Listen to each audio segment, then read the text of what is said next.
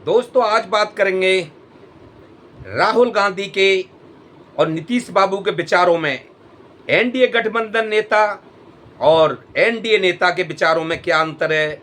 दूसरी बात करेंगे जो नेम प्लेट पे इससे कितना बड़ा विरोध जनता के अंदर हो सकता है। आप पूरी वीडियो देखना, हम उसमें हर चीज़ समझाएंगे।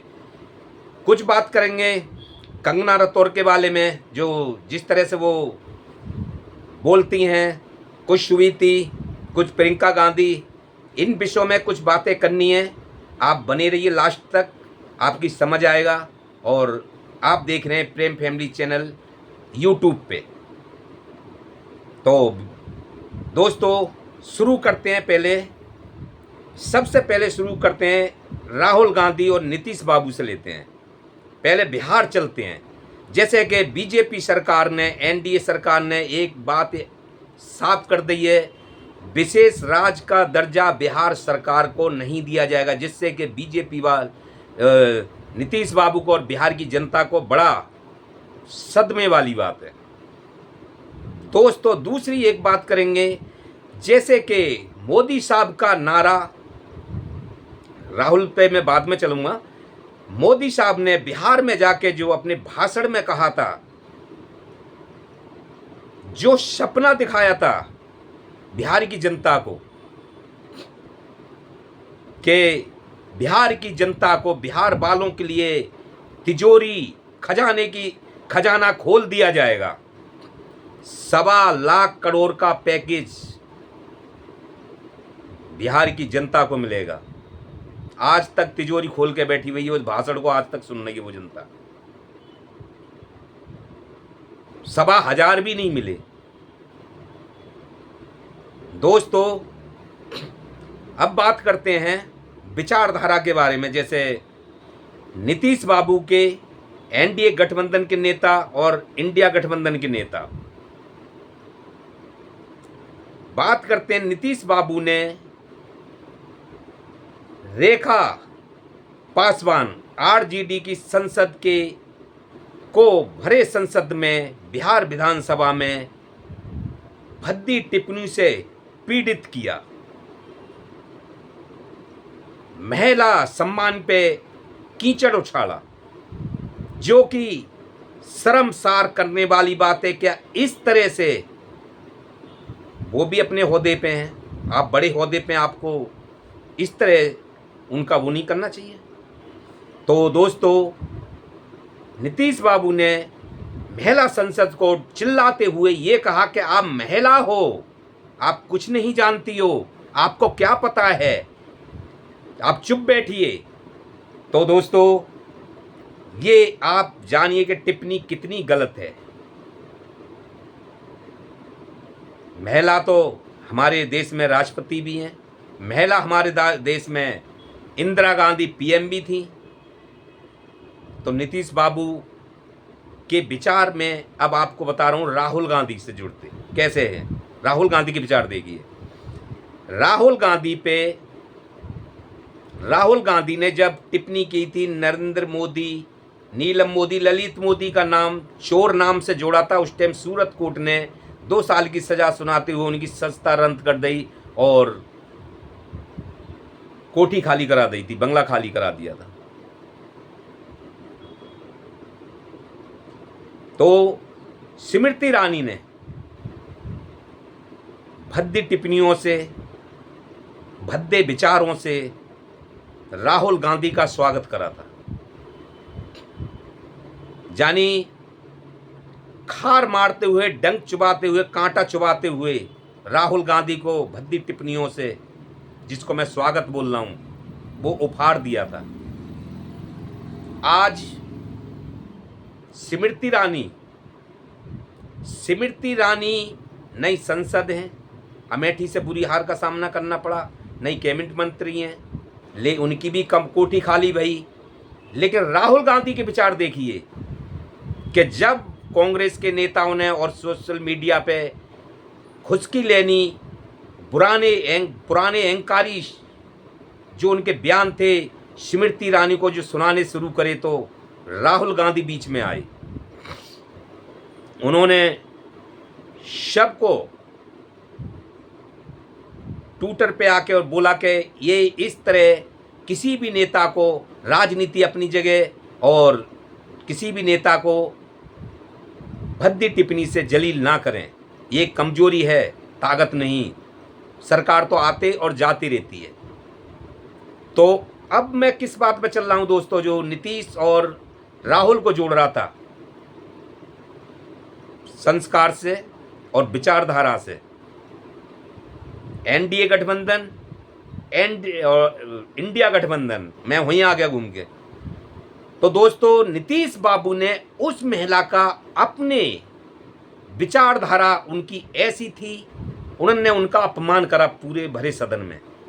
लेकिन राहुल गांधी ने स्मृति ईरानी को जलील नहीं होने दिया, जबकि राहुल गांधी को, उनके पूरे खानदान को स्मृति ईरानी ने कोई पॉइंट नहीं छोड़ा था जलील करने का। राहुल गांधी को ब्लैक किसके बारे में जलील करा था? सोनिया गांधी को भरे सदन में 2022 में जलील करा था। गांधी परिवार का जहाँ नाम हुआ वहाँ स्मृति ईरानी बौखला जाती थी। तो दोस्तों ये मैंने बोला था कि नीतीश इंडिया गठबंधन के नेता और एनडीए गठबंधन के नेता नीतीश बाबू और इंडिया गठबंधन के नेता राहुल गांधी की विचारधारा देखिए कि स्मृति को, किसी भी नेता को या सोशल मीडिया को जलील करने से रोक दिया गया, और एक नीतीश बाबू भरे सदन में आरजेडी की सांसद रेखा पासवान का अपमान करते हैं। दोस्तों जो मैंने राहुल, नीतीश और बिहार का बात यहाँ खत्म हो जाती है। अब चलते हैं कंगना रतौर की तरफ। कंगना रतौर पे चलते हैं। जैसे आपने देखा, मैं मोटे मोटे लफ्जों में कह देता हूँ कि वहाँ जो उन्होंने चंडीगढ़ एयरपोर्ट पे थप्पड़ खाया था, वो महिला का सम्मान किया था।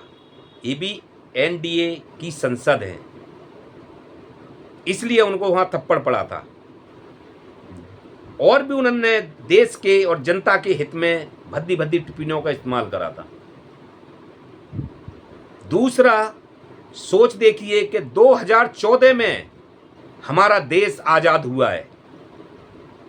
क्या कंगना रतौर 2014 में ही पैदा हुई थी? उससे पहले देश नहीं चल रहा था?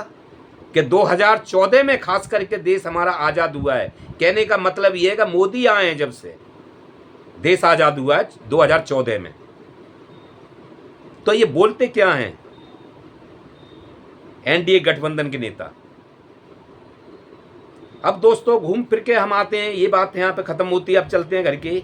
एक बहुत महत्वपूर्ण सवाल है, आप इसको बहुत बारीकी से सोचिए। जो नेम प्लेट को लेके हम उसके बारीकी में चल के आपको बताते हैं कि क्या हुआ है। जो नेम प्लेट को लेके प्रियंका गांधी ने वैसे इस पे बड़ा एक्शन लिया था कि इसको ताबड़तोड़ बंद करना चाहिए, इसके अधिकारियों पे कार्रवाई होनी चाहिए। लेकिन आप ये लागू करने वाली सरकार को देखिए कि ये राजनीति कर क्या रही है।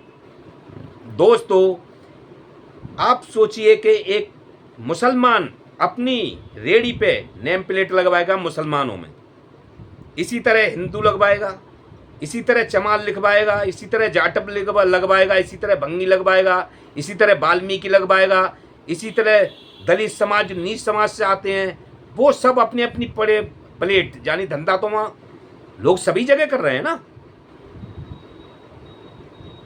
रेडी पटरी दुकान, जैसे भी ठिया सब्जी फल फ्रूट, ये सभी लोग बेच रहे हैं। उसमें एक जाति तो है नहीं, तो सब अपनी नेम प्लेट लगवाएंगे और अपनी दुकानदारी को कम करेंगे, अपने आप कम हो जाएगी। कि ग्राहक जो आएगा सबसे पहले नेम प्लेट देखेगा, अरे कि यार ये हिंदू की है, अरे यार ये मुसलमान की है, अरे यार ये वाल्मीकि की है, अरे दलित समाज से आता है यार, ये ठाकुर की है, ये ब्राह्मण की है। तो दोस्तों इस पे होगा क्या? अब पॉइंट कहां है, किसमें होगा क्या? आपस में ही जो दुकानदार जो अपना रोजी रोटी धंधा कर रहे हैं, आपस में ही लड़ पड़ेंगे, आपस में ही उनमें विरोधबाजी हो जाएगी। एक दूसरे से सब जलने लगेंगे। जो भाईचारा के साथ में एक साथ में खड़े होकर सब्जी फल फ्रूट दुकानदारी करते हैं, वो भाईचारा उनमें खत्म हो जाएगा और वो आपस में ही लड़ना शुरू कर देंगे। एक दूसरे एक की दुकानदारी नहीं होगी, वो चिढ़ना शुरू कर देगा। तो ये बीजेपी सरकार का क्या मकसद क्या रहता है, एनडीए सरकार का क्या मकसद क्या है, मोदी सरकार का मकसद क्या है? अभी 10 सीटों पर चुनाव होने वाले हैं यूपी में, क्या उसकी राजनीति खेलने के लिए, या फिर योगी के खिलाफ षड्यंत्र रचा जा रहा है कि योगी की सीट जाने वाली है? क्या योगी राहुल से हाथ मिलाने वाले हैं? क्योंकि अगर यूपी में जो 10 सीट पे भी चुनाव, जैसे अभी 13 सीट पे हुआ था, जिसमें से 2 सीट बीजेपी को आई, लोकसभा चुनाव में भी यूपी में योगी को हार का सामना करना पड़ा। अगर ये 10 सीट पे और चुनाव हुए, इसमें कुछ हुआ तो योगी की कुर्सी तो जाती नजर आ रही है। तो दोस्तों, मैं जहां चल रहा था, जो आपको समझाने की कोशिश कर रहा था कि रेडी पटरी वाले दुकानदार अपने अपने नाम की प्लेटें लगाएंगे, अपनी अपनी जात शो करेंगे, तो ग्राहक जो आएगा उसको एक फीलिंग उसके अंदर होगी कि मैं इस दुकान से लूं, चल इससे नहीं ले रहा है यार, ये वाल्मीकि की है, इससे नहीं ले रहा है, ये चमार जाटव की है। वाल्मीकि भंगी से भी आता है, चूड़े की भी ठिया हो सकते हैं, वो चूड़ा लिखेगा, उसकी तो दुकानदारी खत्म हो जाएगी। तो दोस्तों, आपस में लड़ाने का और भेदभाव जनता के दिल में बैठाने वाली बात है ये। तो ये बहुत बड़ा रूप ले सकता है अगर ये कानून नहीं रुका तो, क्योंकि ये धीरे धीरे अब इस स्टेट से, यूपी स्टेट से निकल के हर स्टेट में ऐसे फैलता चला जाएगा, जहां जहां एनडीए की सरकार होगी, जहां जहां बीजेपी की सरकार होगी, तो ये बहुत बड़ा रूप ले लेगा। दोस्तों, प्रेम न्यूज को दीजिए इजाजत, आगे फिर मिलते हैं कोई वीडियो लेके। हमारे चैनल को शेयर और सब्सक्राइब जरूर करें। नमस्कार।